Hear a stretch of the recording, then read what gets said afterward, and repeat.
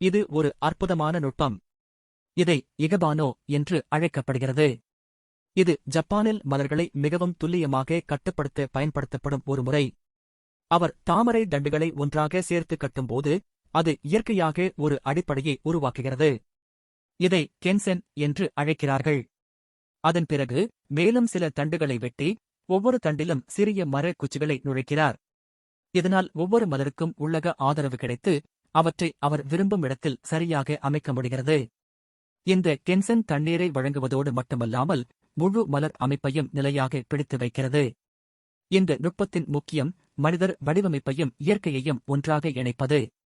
அதனால் அவர் ஒவ்வொரு மலரின் இதழ்களையும் தோற்றத்தையும் வழிநடத்தி அது எப்படி காட்சியளிக்க வேண்டும் என்பதை தீர்மானிக்கிறார். அதே நேரத்தில் மலர்கள் உயிருடன் இருக்கும். இறுதியாக அவை அனைத்தும் சேர்ந்து ஒவ்வொரு மலரும் ஈரப்பதம் காக்கப்பட்ட நிலையில் சரியாக நிலைத்திருக்க ஒரு அழகான மலர் தொகுப்பாக மாறுகின்றன.